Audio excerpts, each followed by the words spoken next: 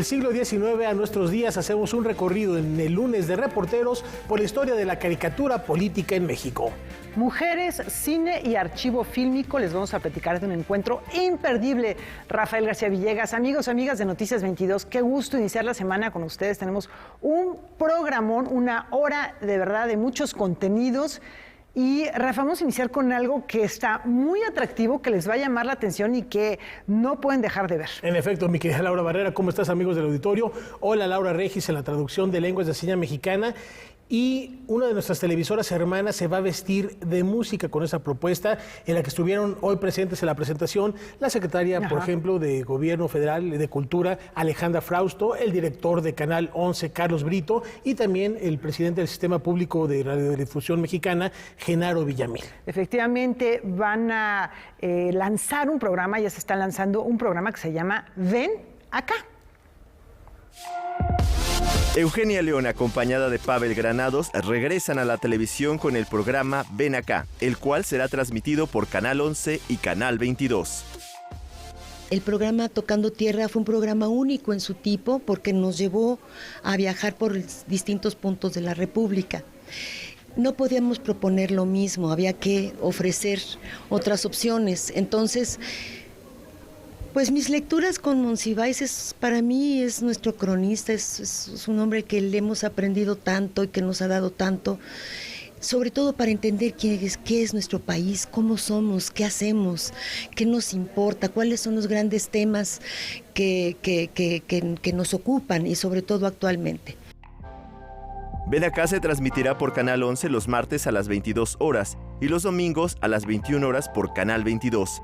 Se tendrán grandes intérpretes como Lila Downs, La Santa Cecilia, Daniela Romo y Ana Bárbara, pero el eje central serán las reflexiones de Carlos Monsiváis sobre temas como movimientos popular, alta cultura, fotografía y todo lo que tiene que ver con las artes. La música es parte del pensamiento, es parte central del pensamiento de Carlos. La música le sirvió para articular. La música representa sociedades, representa movimientos políticos, históricos. La música en México ha sido protagonista de los movimientos sociales. Carlos leyó muy bien a México acompañado de la música. Entonces, como que no está para nada afuera. Carlos era un melómano. Los 13 programas de Ven Acá, título que retoma una canción de Agustín Lara, no solo será una serie musical, sino que buscará hablar de temas de actualidad. Hicimos un programa, el que vamos a presentar mañana, con Tania Libertad y Guadalupe Pineda, sobre trova latinoamericana. ¿Por qué? Porque nacimos las tres en esa música. ¿Qué le interesaba y qué nos une? La poesía de Pablo Neruda, el canto general. Entonces, de repente estamos leyendo, ellas están leyendo algunos fragmentos de la poesía de Pablo, la mirada de lo que él decía, de las similitudes y todo lo que nos une como continente. Nosotros como medios públicos lo que hacemos, y el Canal 22 como canal de cultura, nos toca reflexionar sobre lo que hacemos, nos toca estructurar, y creo que en ese sentido hablar y reflexionar sobre la televisión y la música como un fenómeno es importante, y eso permite que estén personas de todos los medios. Daniela Romo, que yo creo que no había venido al 11, no estoy seguro, pero fue una fortuna que haya venido aquí a este foro, que esté en Canal 22, porque también la cultura es una manera de dialogar entre las manifestaciones que se han dado. Acá, otra vez. Noticias 22, Alberto Aranda. En esos ojos poderme ver. Ven acá. Las letras inundan la Alameda. Acudamos al corazón de la Ciudad de México a celebrar la literatura. Cientos de títulos a bajo costo, así como conferencias, presentaciones de libros, documentales, lectura de poesía y conciertos, ofrece la Feria del Libro Alameda Central CDMX. Que es una feria popular donde puedes encontrar de todo, ¿no? Es una feria en donde me da mucho gusto porque los propios lectores de pronto no se la esperan. Tú vas saliendo del metro y entras a un tobogán de libros y de ofertas.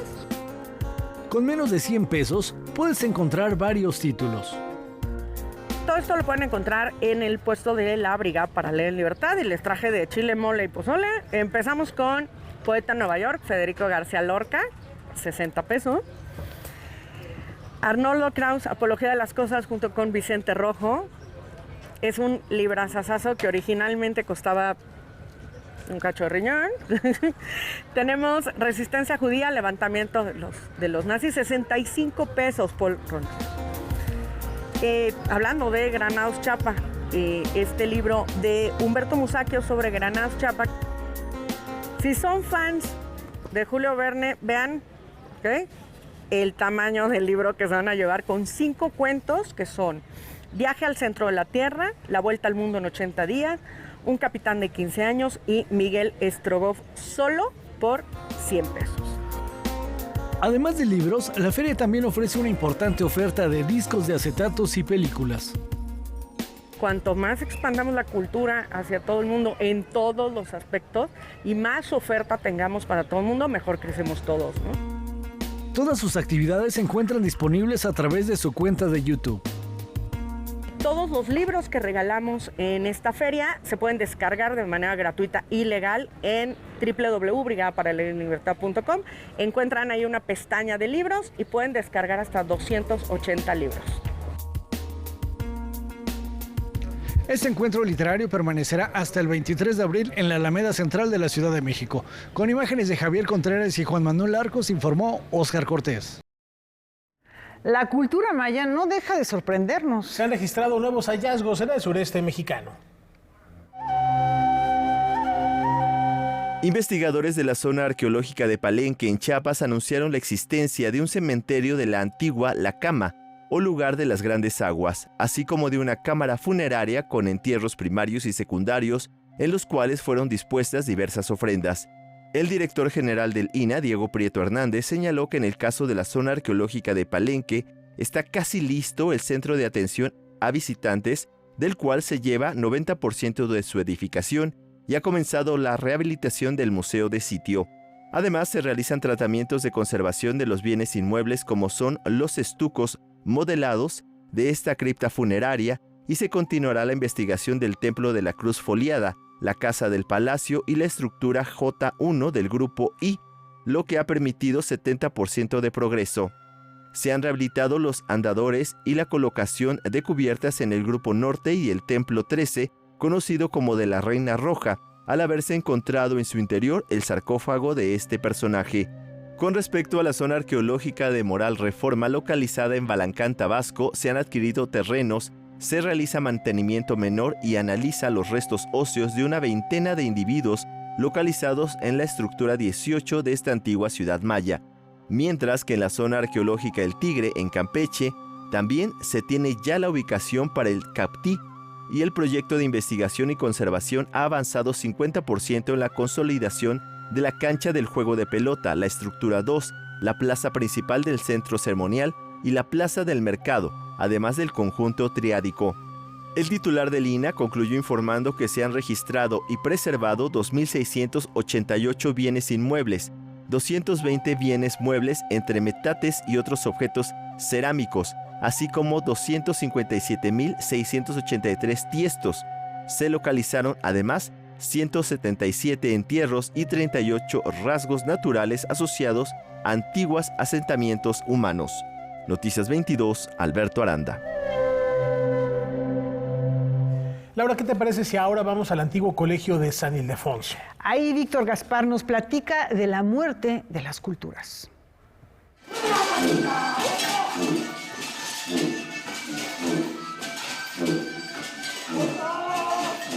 Este mural fue elaborado durante más de un mes en una de las salas del antiguo colegio de San Ildefonso y ha estado a cargo del maestro Baltasar Castellano Melo y de un grupo de artistas y colaboradores del colectivo Raíz de la Ceiba. Maestro, muchas gracias por la entrevista. Pues cuéntenos un poco de este colorido, de esta muerte de las culturas. Este mural es una técnica mixta, ¿no? Estamos realizando unas técnicas contemporáneas, así como los grandes maestros en su época aquí en este recinto trabajaron con materiales contemporáneos de su época y nosotros también, ¿no? Nos enfrentamos a un tema muy importante que está sucediendo ahorita, ¿no? El tema de la migración y esto que se habla, la muerte de las culturas, ¿no? Tiene muchos símbolos y muchos íconos. Este personaje que está de este lado es el tecuán, nuestro símbolo como el estado de Guerrero, ¿no? De la Costa Chica. La Tzatzilistli está postrado sobre el Citlaltépetl, ¿no? Este cerro sagrado, ¿no? Donde emana todo, ¿no? Y también hay integración de elementos textiles. Acompáñenos, maestro, a ver esta pieza, por ejemplo, que integra textiles, cuentas también de colores. Háblenos de cómo juega con estos elementos plásticos. Este recorrido, este es el río Bravo, es el cruce, ¿no? Y estos personajes son muy importantes. Estos son dos hermanos que desde chiquito andaban siempre en el campo, ¿no? En todas estas realidades. Y él se tuvo que ir, tuvo que emigrar, su hermano menor, para Estados Unidos. Es como ese ejemplo. Y ahora, pues, como Raíz de la Ceiba, hacemos ese trabajo para que si niño, joven, si te vas, lleven una herramienta, ¿no? De identidad. La libertad de expresión a través de nuestros colores, ¿no? Que están diciendo hoy muchas cosas. La identidad mexicana también es una de sus preocupaciones, maestro. La identidad en general en elementos como esta máscara que tiene incluso algunas cerdas, ¿verdad? Estos personajes que están aquí en medio habla se llaman los descarnados, ¿no? La separación pues todo lo que pasa, las problemáticas de nuestro pueblo, ¿no? En el estado de Guerrero, ¿no? Y está la muerte de las culturas, ¿no? Está matando a todo este sistema que está atacando a las comunidades, ¿no? De eso habla la separación, el destierro, cómo migramos, ¿no? A través del abandono, el destierro, migras de un día para otro y no puedes regresar a su pueblo, ¿no?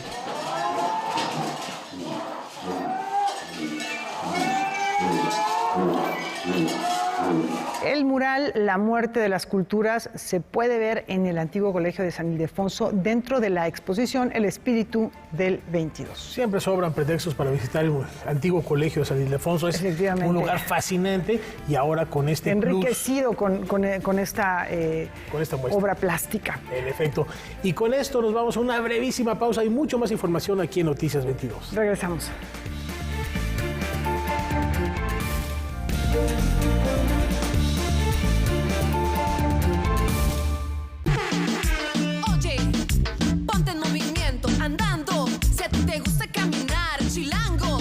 De metro y pecero rodando, si a ti te gusta pedalear, frenando la contaminación del cielo y que ninguna planta sea ilegal. Queremos una ciudad sin miedo, andar por las calles con seguridad. Mi ciudad está en movimiento. Chilango. Movimiento Ciudadano. MX Nuestro Cine, la cinematografía mexicana de todos los tiempos. Por el triunfo de nuestra causa. La causa es lo que importa. Sintonízalo a través de TV Abierta, 22.2, Megacable, Sky, Dish, Easy, Total Play. ¡Claro! Como que eso es música.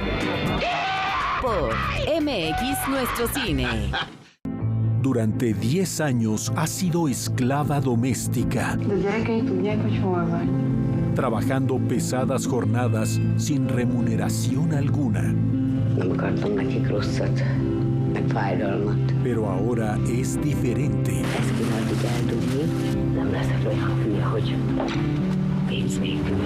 Y solo quiere ser libre.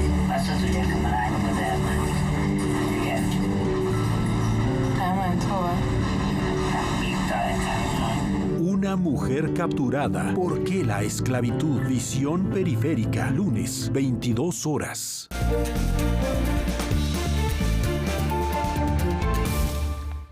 Los ecos del barroco resuenan esta noche.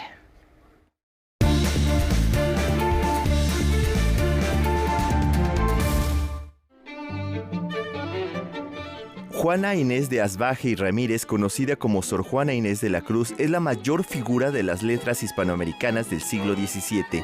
La influencia del barroco español, visible en su producción lírica y dramática, no llegó a obscurecer la profunda originalidad de su obra. Su espíritu inquieto y su afán de saber la llevaron a enfrentarse con los convencionalismos de su tiempo, que no veían con buenos ojos que una mujer manifestara curiosidad intelectual e independencia de pensamiento. Fue una niña prodigio, aprendió a leer y escribir a los 3 años y a los 8 escribió su primera loa. Fue dama de honor de Leonor Carreto, esposa del virrey Antonio Sebastián de Toledo. Apadrinada por los marqueses de Mancera, brilló en la corte virreinal de la Nueva España por su erudición, su viva inteligencia y su habilidad versificadora.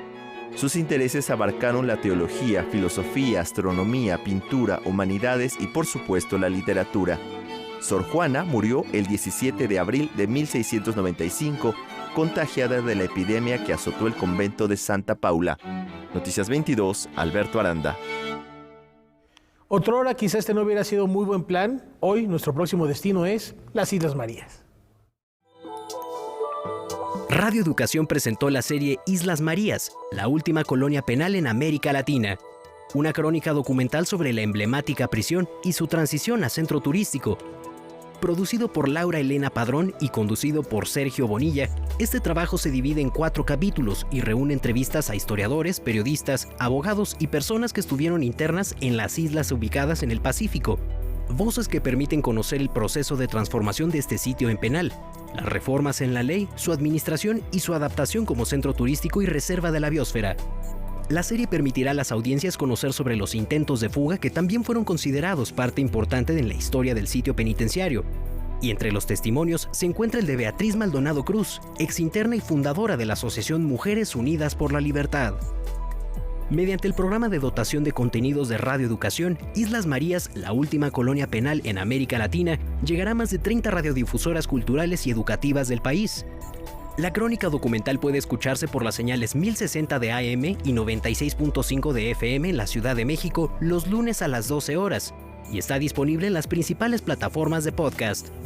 Con información y texto de Karen Rivera, Rodrigo Peredo, Noticias 22. Tradición, folclore y patrimonio. La invitación está abierta para el taller de cartonería. En el Día Mundial del Arte, Olga Arellano y su equipo se preparan para impartir el taller de cartonería de creación de Judas en el Museo Casa Estudio Diego Rivera y Frida Kahlo. Es un acercamiento a la técnica de cartonería. También conocen acerca de la tradición de los Judas, que se practica sobre todo aquí en la Ciudad de México en los días de Semana Santa, que se acostumbra pues realizar una figura alusiva pues al mal en general, ¿no? Que es esta representación de Judas en la tradición y en la religión católica, y quemarlo el sábado de gloria. Los participantes reciben una figura ya avanzada de un Judas, la cual completan a la vez que aprenden sobre esta tradición. El Museo Casa Estudio Diego Rivera y Frida Kahlo en San Ángel es un recinto que además alberga parte de la colección de estas tradicionales figuras en cartón. Ellos coleccionaron muchos Judas. Diego particularmente tenía pues la apreciación de este arte, de todas las artesanías en general mexicanas. Le parecía pues justo que este era el verdadero arte de México que había que mostrar, que había que presentar, y pues él se dio a la tarea de buscar estos objetos que le llamaban la atención en los mercados con artesanos, y entonces fue así que iniciaron ellos dos esta colección. Más o menos juntaron como 500 Judas. Las personas interesadas en participar en el taller solamente tienen que adquirir un boleto de 10 pesos en la taquilla del Museo Casa Estudio Diego Rivera y Frida Kahlo. El taller de casi 1 hora se imparte de viernes a domingo entre 12 y 15 horas y permanece durante todo el mes de abril. Noticias 22, Víctor Gaspar. ¿Qué les parece si ahora nos situamos en el entremedio de la cultura? Después de presentarse en el Museo Mural Diego Rivera en 2021, la exposición itinerante Imagografías de Diversidad, el entremedio de la cultura, llegó al Museo de Antropología de Jalapa de la Universidad Veracruzana. La muestra exhibe 46 expresiones gráficas de artistas nacionales e internacionales que registraron entre los años 30 y 60 del siglo XX la diversidad cultural de la que fueron testigos. Muestran este panorama, estas pues como escenas sociales que finalmente confluyen en qué hay en la actividad humana, qué hemos hecho como sociedad y cómo esto ha ido evolucionando. La exposición se creó con motivo del 20 aniversario de la Declaración Universal de la UNESCO sobre la Diversidad Cultural y se dividió en 2 ejes temáticos: el entremedio de la diferencia y de la indiferencia. Las obras reunidas fueron tomadas del acervo de la Academia de las Artes gracias a un convenio, y en estas se registraron oficios, actividades y costumbres que se desarrollaron en distintos escenarios de la vida cotidiana. El objetivo fue reunir las piezas de aquellos artistas que, desde el llamado tercer lugar, es decir, desde el entremedio de 2 o más culturas, plasmaron su realidad. Esta exposición como que muestra esa gran diferencia en cuanto a particularidades de actividades, de oficios, pero también muestra esta gran diversidad que como sociedad siempre debemos de atender, debemos de observar. Imagografías de diversidad contempló obras de artistas como la mexicana Elena Huerta, quien después de viajar a China registró una escena de pesca en ese país, y de los estadounidenses Pablo O'Higgins y Mariana Jampolsky, quienes adquirieron la nacionalidad mexicana. Creo que es muy interesante porque aquí en la Universidad Veracruzana tenemos una gran tradición en cuanto a la gráfica. Imagografías de diversidad, el entremedio de la cultura, estará en el Museo de Antropología de Jalapa hasta el 18 de junio y próximamente estará disponible el catálogo que le acompaña. Con información y texto de Karen Rivera, Rodrigo Peredo, Noticias 22. Vamos a hacer un recorrido por la historia de la esclavitud. Hay un museo que ha estado planeándose durante más de 20 años y que, debido a la serie de problemas que ha tenido que sortear, su apertura se ha retrasado en numerosas ocasiones. Pero, según parece, ahora sí hay una fecha de inauguración. ¿Quieres saber de qué se trata? Le hablamos del Museo Internacional Afroamericano en Charleston, Carolina del Sur, dedicado a contar la historia de los millones de africanos que fueron capturados en ese continente para llevarlos a Estados Unidos y convertirlos en esclavos. El museo se ubica en el antiguo embarcadero Gadsden, que fue uno de los puertos de comercio de esclavos más activos, por donde ingresaron casi la mitad de los africanos esclavizados en Estados Unidos. El área de casi 14,000 metros cuadrados explora la cultura, diversos viajes, logros y experiencias de los africanos en las Américas. En sus 9 galerías se mostrará la diáspora africana, el impacto de la cultura afroamericana y su influencia en la historia de Estados Unidos, así como la lucha por la abolición y los movimientos por la justicia y la igualdad. De acuerdo con Newsweek, también forman parte de este museo un centro de genealogía y un jardín conmemorativo de personajes africanos relevantes. Diferentes causas han provocado los retrasos en la tan esperada inauguración, como la lucha política sobre el presupuesto estatal en 2017, la pandemia de COVID-19, un periodo de rotación de empleados, pero la demora más reciente de enero pasado se debió a problemas con los controles de temperatura y humedad del centro, que deben proteger la colección permanente de 300 obras de arte y artefactos históricos. Los problemas ya se resolvieron y la nueva fecha de inauguración es el 19 de junio, Día de la Emancipación, que conmemora el fin de la esclavitud en Estados Unidos después de la Guerra Civil. Como es de esperarse, hay mucha emoción asociada con este museo, que representa la historia de la esclavitud. Esperemos que ningún otro obstáculo detenga su apertura. Para Noticias 22, Katia León Monterrubio. Esta noche en Debate 22, para hablar del fraude del arte contemporáneo, Javier Aranda Luna recibe a la escritora y crítica de arte Avelina Lesper. Gran conversación, no se la pierdan. Al término de Noticias 22, recomendación que a lo que nos vamos, Laura, una breve pausa. Muy breve, regresamos.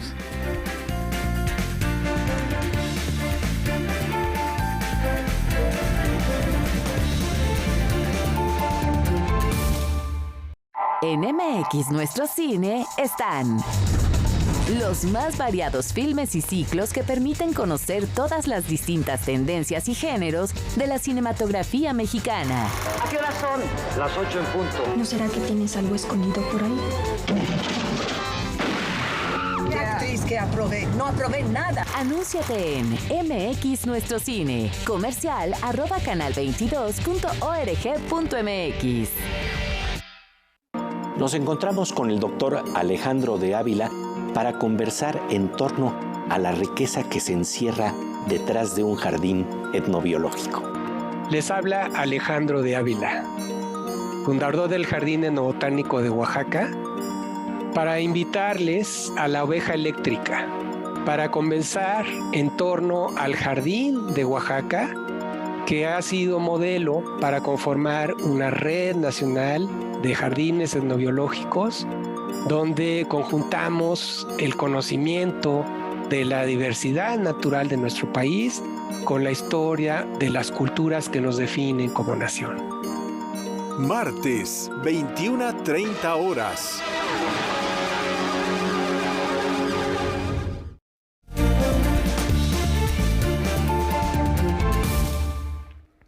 La canción de autor contemporánea tiene un nuevo techo. Vamos a conocerlo. Se pone a jugar. El Cocoliche Restobar ofrecerá un espacio para que las nuevas generaciones de compositores presenten su trabajo. La trova, la verdad, o la música de cantautor en este momento no está de moda en ningún lado. O sea, lamentablemente tuvo un auge muy grande. Siento que pasa por momentos muy difíciles. El Cocoliche básicamente lo que ofrece es eso, un espacio para presentarse. Este espacio festejará su 15 aniversario con la programación del ciclo de Jueves de Cantautores. Este primer jueves estará la Chiqui Baby, Aranza Marchand, una extraordinaria cantautora. Estará también Lili Alba, una cantante fantástica, cantautora transexual. Estará una catalana, Eva Cañadas, que está haciendo una labor increíble. También estará Den, la que canta. Fernando Aguayo, extraordinario cantautor, y pues tendremos la posibilidad de escuchar estas nuevas voces. Estos conciertos continuarán durante todo el año y buscará ofrecer una amplia diversidad sonora. Será interesantísimo ver las propuestas, ¿no? Desde el son jarocho, como alguien escribe o aborda desde ahí, o desde la bossa nova, desde el tango, desde el reggae. Hay una diversidad. Este ciclo iniciará el 20 de abril. Así que cada jueves en el Cocoliche, a partir de las 8 de la noche, ustedes tienen un espacio donde escuchar a los nuevos y las nuevas exponentes de la canción. Para Noticias 22, Óscar Cortés. A veces la secundo. ¿Y qué creen? Nuestros amigos de Cocoliche nos regalan 3 boletos dobles, 3 cortesías dobles para el primer concierto que va a realizarse este jueves 20 de abril a las 8 de la noche. Así que las primeras personas que escriban al correo electrónico que tienen en pantalla, noticias22@canal22.org.mx, van a poder disfrutar de él mismo. Se pone bueno. Y seguimos platicando de música, Laura, que está, digamos, la escena contemporánea de los cantautores nacionales, pero también el rock independiente suena esta noche en Rincón Nippon.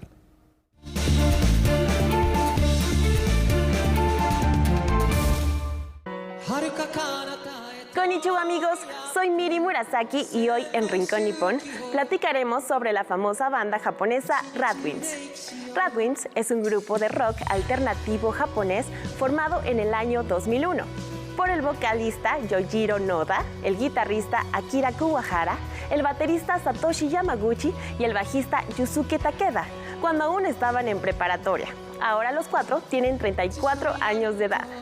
Su nombre proviene de 2 términos de la jerga inglesa, rad y wimp, que se traduce como excelente y cobarde o excelente y débil, que es un juego entre la combinación de conceptos opuestos. Una de las características de esta agrupación es su capacidad para mezclar diferentes géneros, desde el rock y el pop hasta la música electrónica y clásica. Sus canciones generalmente tocan temas sobre el amor, la pérdida y la búsqueda de identidad. Entre las más populares se encuentran Nande Monaya, Sparkle, Picnic, entre otras. En el año 2016 se estrenó un documental sobre ellos dirigido por Kayoko Asakura. Ese mismo año, Radwimps potencializó su popularidad y éxito tras participar en la banda sonora de la película titulada Your Name, tema principal de este proyecto de Makoto Shinkai, que se hizo viral tras su estreno. Desde entonces, la banda no ha dejado de colaborar con el prestigioso director de animación. Incluso en este mes se estrenó la película Suzume en Latinoamérica, en la que Radwimps, en una colaboración con la TikToker Toaka y el músico Kazuma Yinouchi, también arrasaron con todas las redes. En el año 2021, el tema Twilight fue utilizado como tema principal del famoso anime One Piece, en una colaboración importante entre la agrupación y Toei Animation.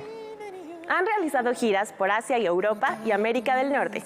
Este año el público mexicano tendrá la oportunidad de verlos en vivo, ya que se presentarán en la Ciudad de México el 22 de abril en Pabellón Oeste del Palacio de los Deportes. Sin duda, Radwimps es una banda que ha dejado una marca importante en la escena musical japonesa. Ya sea que seas fan o simplemente quieras descubrir nueva música, te encantará. Yo soy Miri Murasaki y nos vemos a la próxima por Rincón Nippon. ¡Sayonara! Sayonara, Miri. Y miren, rechazan uno de los más prestigiosos premios de fotografía por mano negra de la inteligencia artificial. Vamos a ver.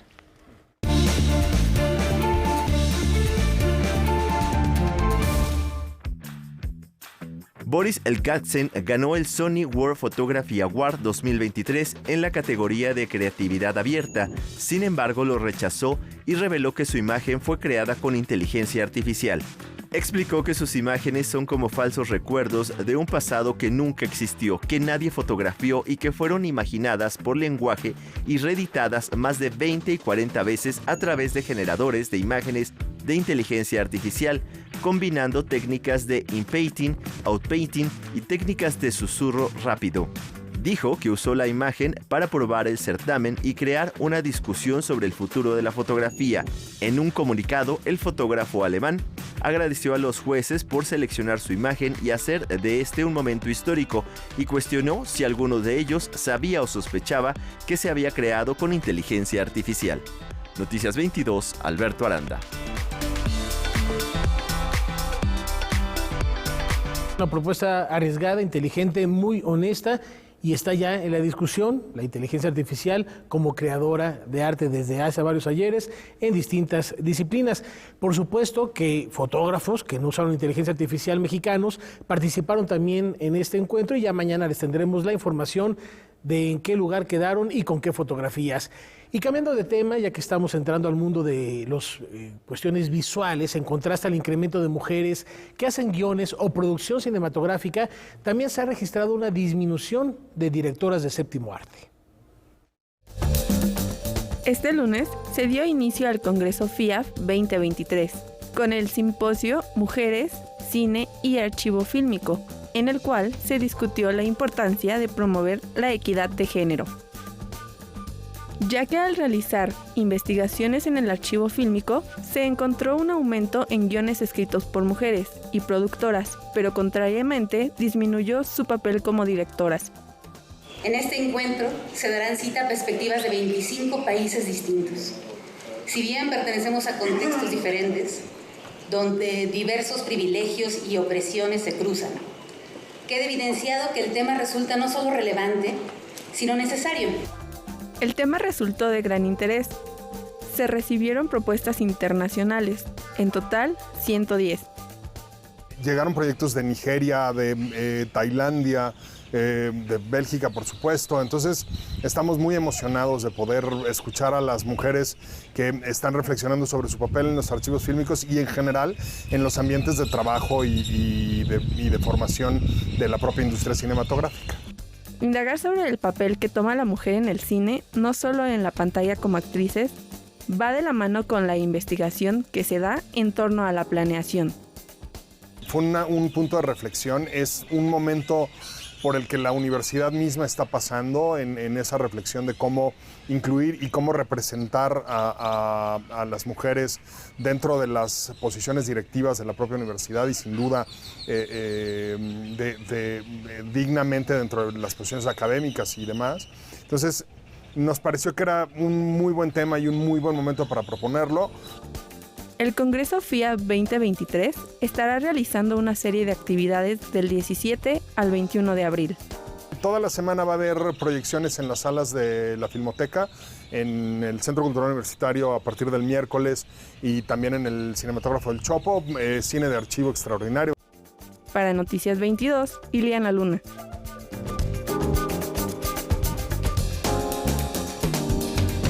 Aquí una invitación para explorar las nuevas letras chiapanecas.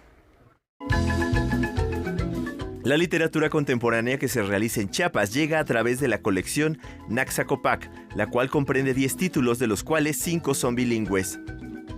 Naxacopac, que es una palabra zoque. Siempre las lenguas maternas, las lenguas originarias, pues hablan también de una profundidad. Y esta palabra tiene su contenido como el todo, como el universo, la casa, el hogar. Y decidimos que se llamara así porque siempre se habla de Chiapas y siempre se habla de las variantes lingüísticas del maya. Pero tenemos una gran deuda con los zoques y es por ello que se saca esta colección. La colección reunirá los premios nacionales de literatura que organiza el Estado, además de otros títulos, y abarcan todos los géneros literarios.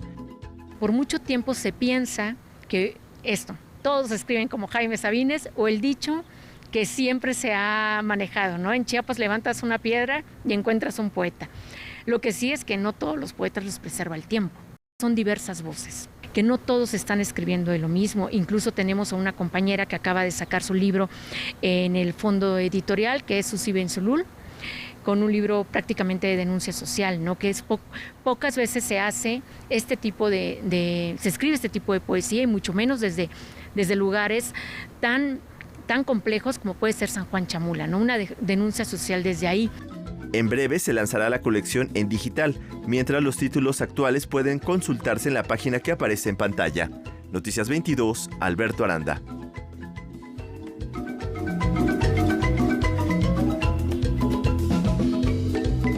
La danza es la herramienta para tratar de despejar una compleja incógnita. ¿Por qué estamos de pie?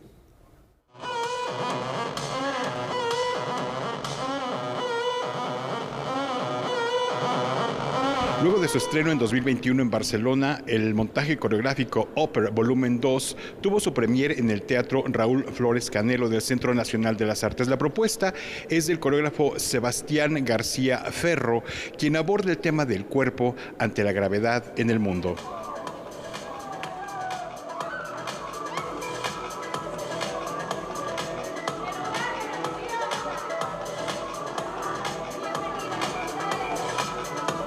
Uno de los preceptos de Opera como proyecto es el para qué estamos de pie.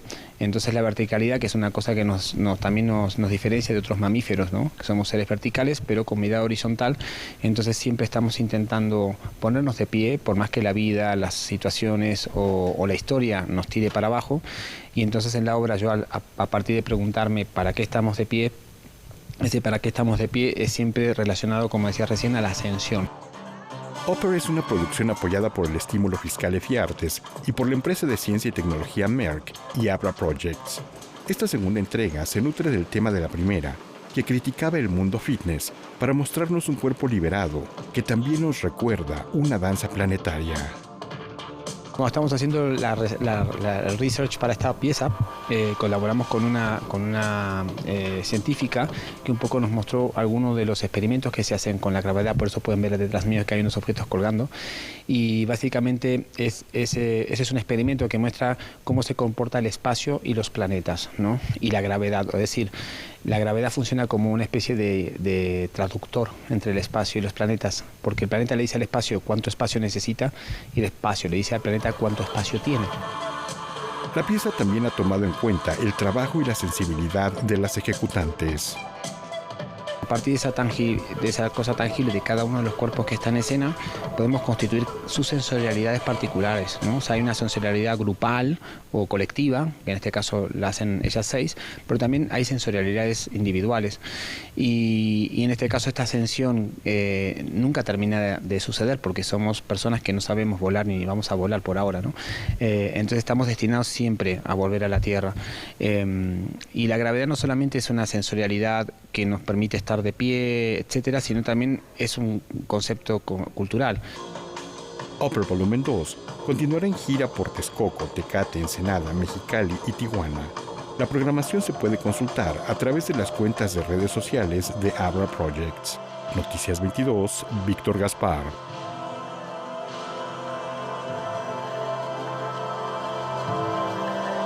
Tenemos una pausa. Regresamos a Noticias 22 con la historia de la caricatura política mexicana.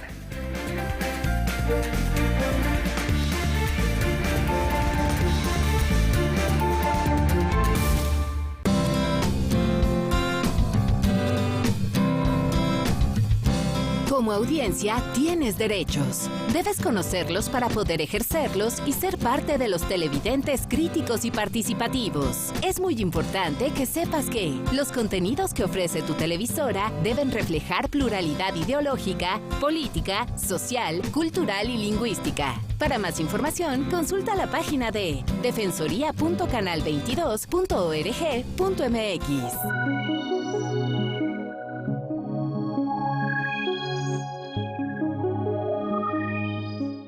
Nos encontramos con el doctor Alejandro de Ávila para conversar en torno a la riqueza que se encierra detrás de un jardín etnobiológico.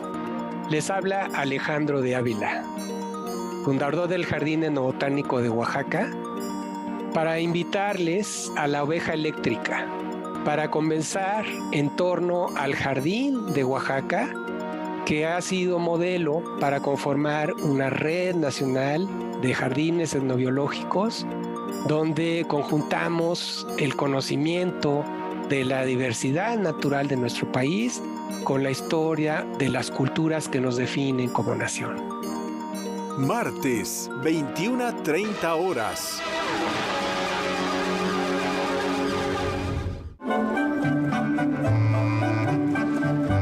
Somos inevitablemente entrometidos.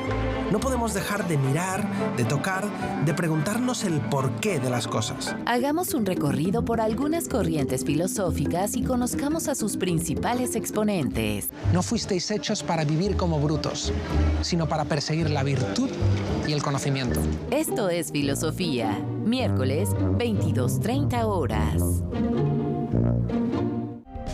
Después de leer el libro de Avelina Lesper, uno se queda con la impresión de que no todas las obras que tienen los museos son obras de arte. De esto hablaremos, ¿verdad?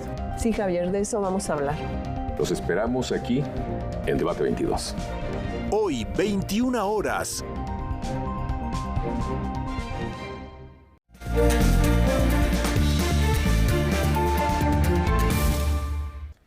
Llegó el tiempo de navegar entre lo efímero y lo permanente. El Museo de Arte Contemporáneo Alfredo Zalce de Morelia, Michoacán, acoge la exposición Entorno, entre lo efímero y lo permanente del artista Carmen Jacobo. Son 13 piezas, nada más que nosotros les llamamos piezas múltiples. Son piezas que pueden conformar instalaciones, pero están conformadas, por ejemplo, por pintura, por cerámica, por elementos naturales que envuelven cada una de las piezas. La artista nutre su obra justo de su entorno. Vive en Umécuaro, Michoacán. Cerca hay una presa y una zona boscosa.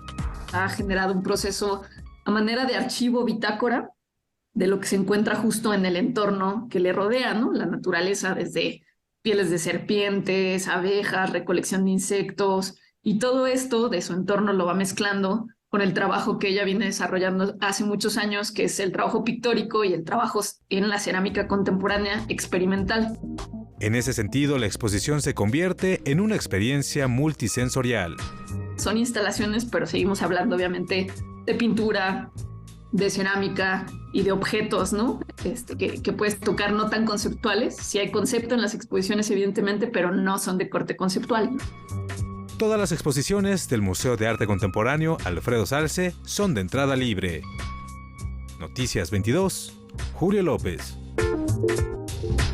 La nave espacial más poderosa tendrán que esperar para surcar los cielos.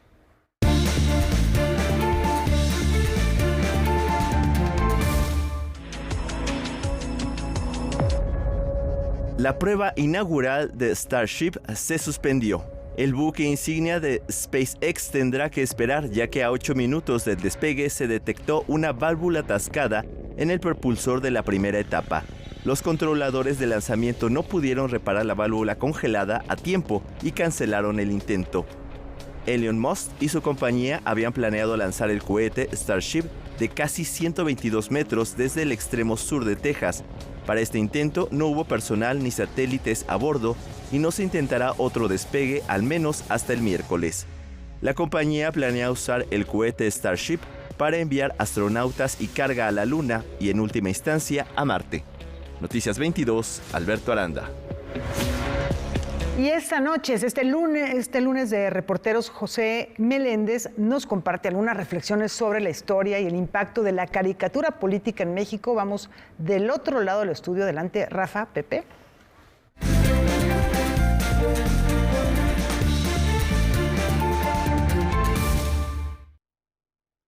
Mi querido Pepe, qué gusto saludarte para platicar de una historia prácticamente de 3 siglos que nos invita a reflexionar, que provoca sentimientos positivos, sentimientos negativos, pero siempre con un tono irónico para reírnos de la realidad. ¿Cómo estás, Pepe? Así es. Rafa, muchas gracias por el espacio. Y pues sí, efectivamente, esta historia que no inicia aquí en nuestro país, sino que la retomamos de Inglaterra y que empieza la parte fuerte a inicios del siglo XIX. Entonces, lo que les vamos a presentar son un par de reportajes que están divididos en 2 temporalidades. La primera, que abarca el siglo XIX, en donde justamente estas batallas libertarias de nuestro país, de la naciente nación mexicana, se traspasa a los diarios, justamente en la caricatura política. Y pues, si les parece, vamos a verla.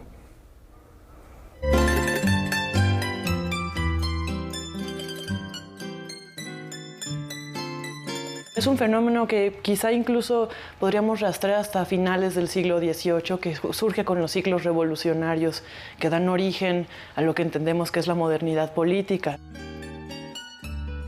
Con el surgimiento de la noción de las libertades individuales y el derecho a la libertad de expresión y pensamiento, es que los medios impresos se convirtieron en el espacio por excelencia para la expresión de estas críticas.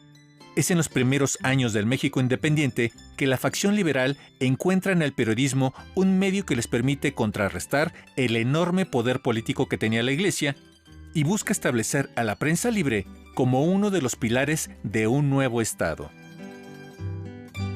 Ellos toman la palabra, ¿no? Y toman la capacidad de representar a las autoridades y representarlas pues en la luz más crítica, incluso ponzoñosa posible, ¿no? Y eso es parte pues de un proceso libertario que está sucediendo en ese momento. En los años de la República restaurada, las críticas más brutales y agudas provienen de un periódico llamado La Orquesta, y es Benito Juárez, uno de los personajes más criticados en ese momento. A Benito Juárez lo criticaron muchísimo y eso yo creo que es en ese sentido la caricatura política de esa época pues es una fuente súper rica para rescatar matices de un personaje al que tenemos extremadamente glorificado y mitificado, ¿no? Los claroscuros de Juárez se ven poco porque la historia patria ha decidido privilegiar pues otras perspectivas que lo romantizan mucho más, ¿no? Otro de los personajes que fueron objeto de esta crítica es Porfirio Díaz Mori. Y en cambio Díaz también va a tener una evolución, o sea, va a haber momentos de su representación, ¿no? El Díaz temprano, o la caricatura temprana sobre Díaz, más bien, yo siento que enfatiza mucho la cualidad un poco como pues arribista de Díaz, como no sé si arribista, su inmadurez política. La figura de Porfirio Díaz va a ir transitando en distintos momentos y tiene que ver con la manera en que evoluciona su poder político, en cómo se va centralizando su imagen y cómo se va consolidando la figura dictatorial que todos conocemos. Bueno, es fascinante, Pepe, reflexionar sobre temas como la libertad de expresión desde entonces y su camino, su desarrollo hasta el siglo XXI, pero también como un personaje como Benito Juárez, este Partenón de héroes nacionales en bronce. También fue un dolor de cabeza para él la caricatura política. Claro que sí, le fue muy mal a Juárez, sobre todo en el último periodo, ya en el periodo de la reforma de la República Restaurada. Justamente ahí, en donde la prensa pues se va sobre él porque hay políticas que él mismo está contradiciéndose. Hay una parte, por ejemplo, que mencionaba en la entrevista, no aparece ahí, pero el hecho de acercarse a la iglesia otra vez, cuando pues había sido justamente esta cuestión durante la Guerra de Reforma. Exactamente, esta separación del Estado con la iglesia, que en ese momento, hasta ese momento, era una institución pública. Vamos a dar un salto cuántico. Podríamos hablar de muchos personajes, muchos caricaturistas, pero es importante ligar la historia. ¿Qué vamos a ver ahora, Pedro? Vamos a ver ahora la segunda parte de este reportaje, que está ubicada en el siglo XX, pero dándole un especial énfasis a un personaje muy importante de nuestra historia nacional, que es Francisco I. Madero. Vamos a verla.